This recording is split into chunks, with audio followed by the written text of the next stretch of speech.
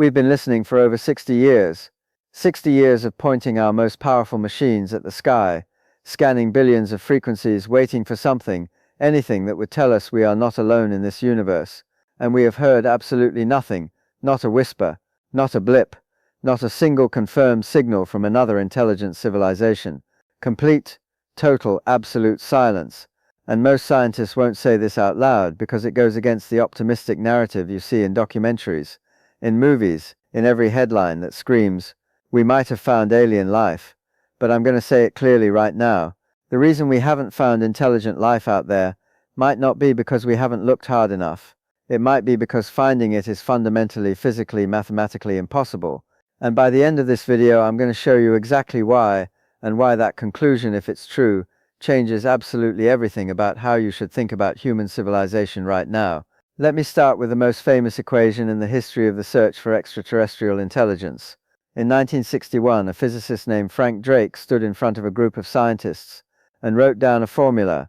It wasn't complicated, it was a multiplication of probabilities, the rate at which stars form, the fraction of those stars with planets, the fraction of those planets in the habitable zone, the fraction where life might emerge, the fraction where that life becomes intelligent, the fraction that develops detectable technology, and finally, how long that civilization remains visible to the universe.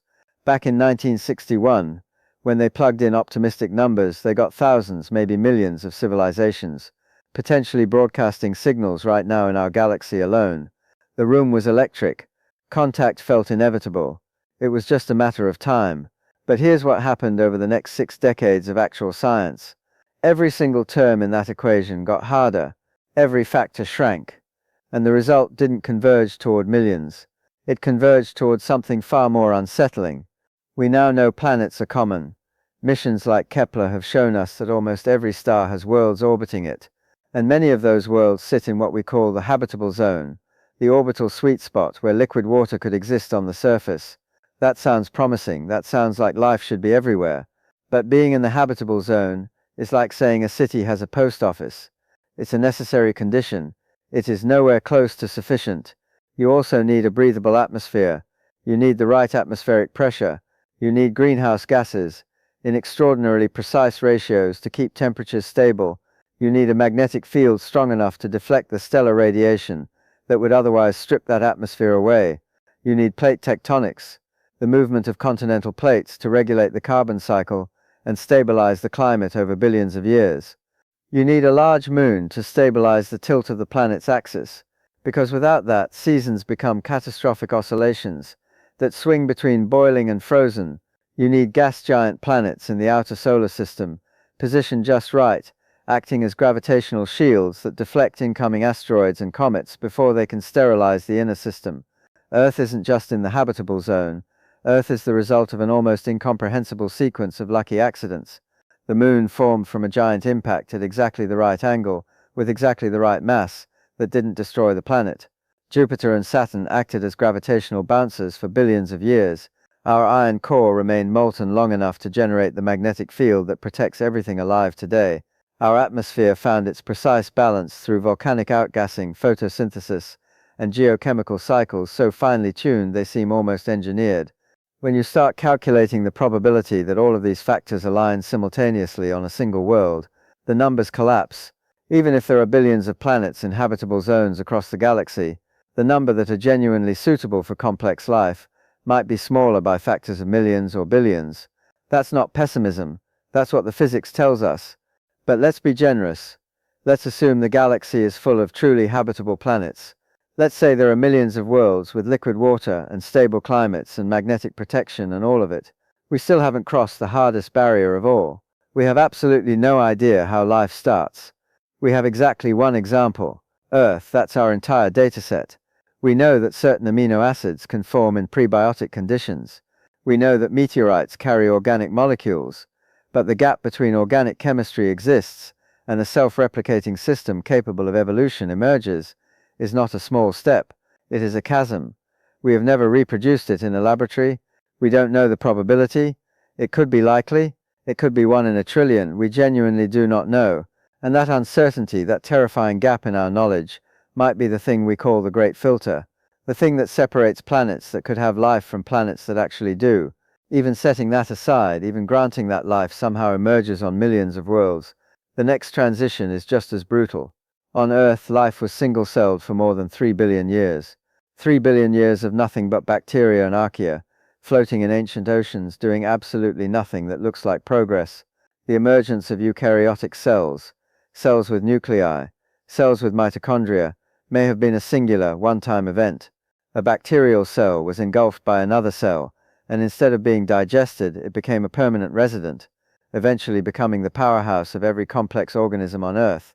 Without that one improbable symbiosis, there are no animals, there are no plants, there are no brains, and even with complex multicellular life, intelligence is not the inevitable outcome.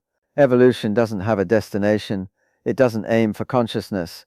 For hundreds of millions of years, complex creatures filled every ecological niche on this planet, and exactly one lineage ever invented mathematics. Intelligence is metabolically expensive, developmentally fragile, and historically contingent. Bacteria have been more successful than us by almost every measure. They've survived 5 mass extinctions. They live in volcanoes. They live in the stratosphere. They were here billions of years before us, and they will be here billions of years after we're gone.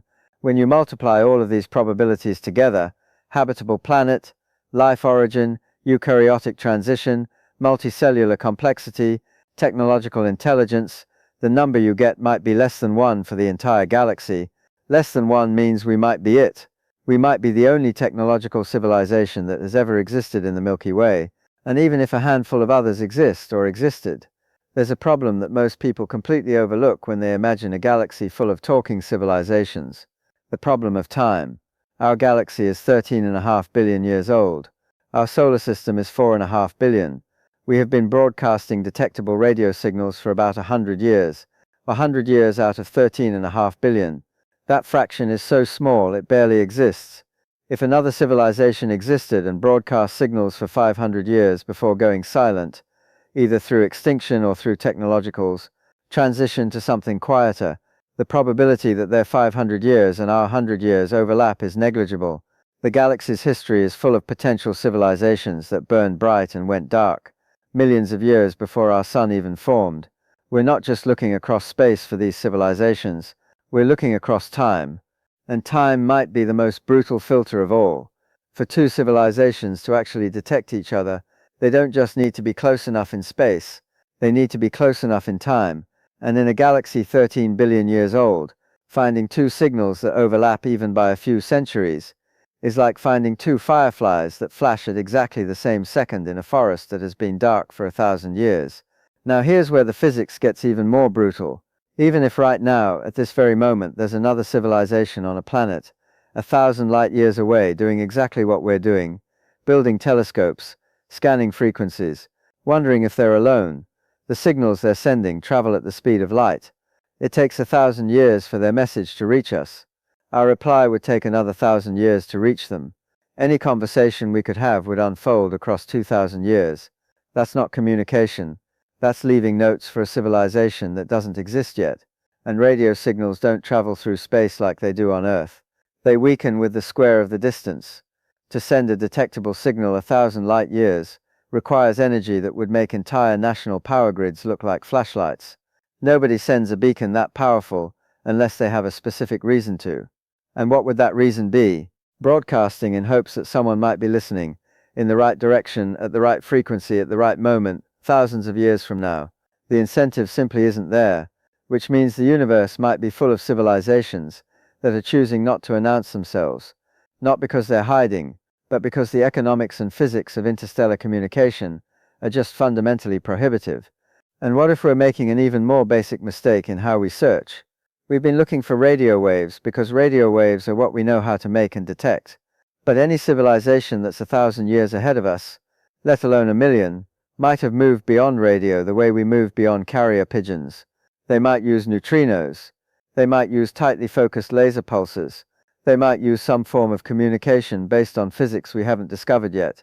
If their signals don't paint the electromagnetic spectrum with broad detectable emissions, we don't have a single tool capable of finding them. We're looking for a specific kind of needle in an incomprehensibly large haystack. using a magnet that only attracts one specific kind of metal. There's another dimension to this that cuts even deeper.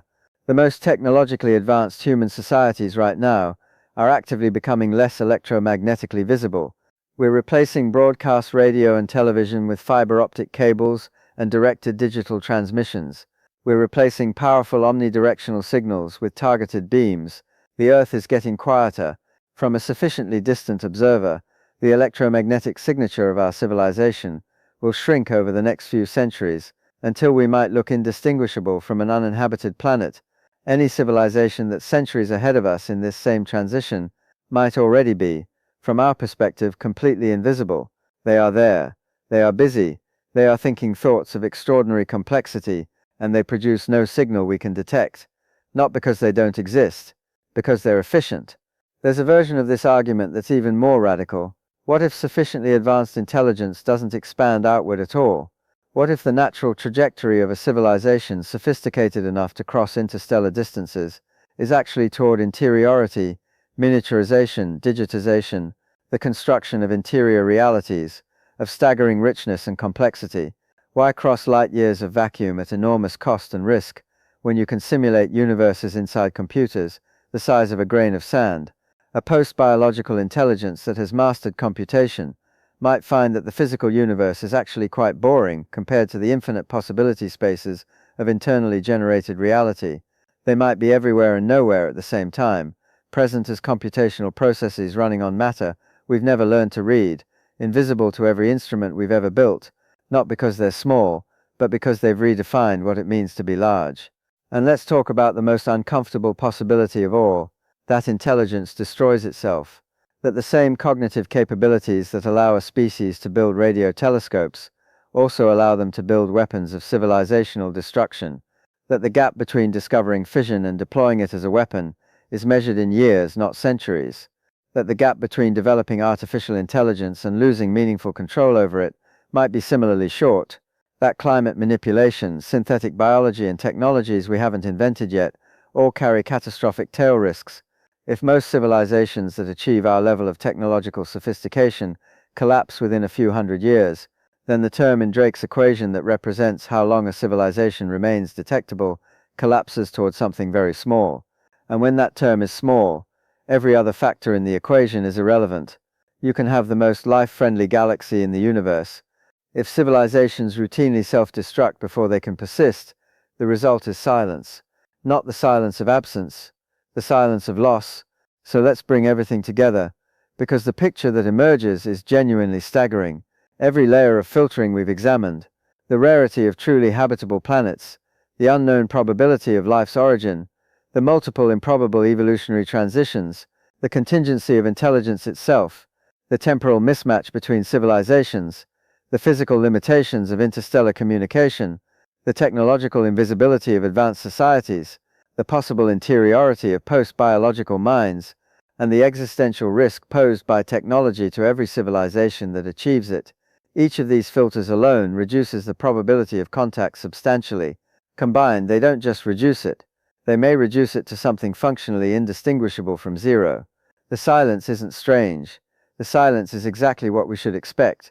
We built our intuitions about life in the universe on the only example we have. A planet where life is so successful it's in every cubic centimeter of soil, every drop of ocean water, every surface and crack and thermal vent. We assumed that was normal. It might be the most extraordinary anomaly in the observable universe. And here is where this stops being an abstract scientific discussion and becomes something deeply uncomfortably personal. If intelligence is as rare as these arguments suggest, then our existence is not just a remarkable accident. It is an event of staggering cosmic significance, and the decisions we make, not eventually, not someday, but right now, carry a weight that extends far beyond anything we usually allow ourselves to contemplate. If we are one of only a handful of technological civilizations that have ever existed in this galaxy, if the silence we observe is the normal state of a universe where minds are extraordinarily rare, then every day our civilization continues is a day something almost impossibly precious persists in a universe that is mostly dark and mostly dead, and every day we inch closer to the existential risks we've built for ourselves. Nuclear arsenals, climate destabilization, misaligned artificial intelligence, synthetic pathogens, is a day we risk ending something the universe may not produce again for billions of years. The question has always been framed wrong. We keep asking, where is everyone? But maybe the question we should be asking is, what does it mean that no one has answered? Because if the universe is predominantly silent, if intelligence is the rarest of all rare events, then we are not passengers on a crowded cosmic stage waiting for contact from more advanced neighbors. We might be the first ones to make it this far and stay. We might be the civilization that, if we survive the next few centuries, becomes the first persistent node of consciousness in a galaxy that has been dark for billions of years. We could be the beginning of something, or we could be another brief flash in a long history of flashes that no one observed and no one mourned. The Fermi Paradox never was a mystery about why aliens haven't called. It was always a mirror. It was always a question about us, about how rare we are, how fragile we are, and whether we understand what we're risking when we treat our own civilization as expendable. The universe has given us no answers. 60 years of silence has given us no company. But it has given us something more valuable than contact. It has given us the possibility that we matter in a way we haven't yet dared to believe. The silence isn't a void. The silence is a responsibility. And the question that remains, the only question that actually matters, is whether we're going to live up to it.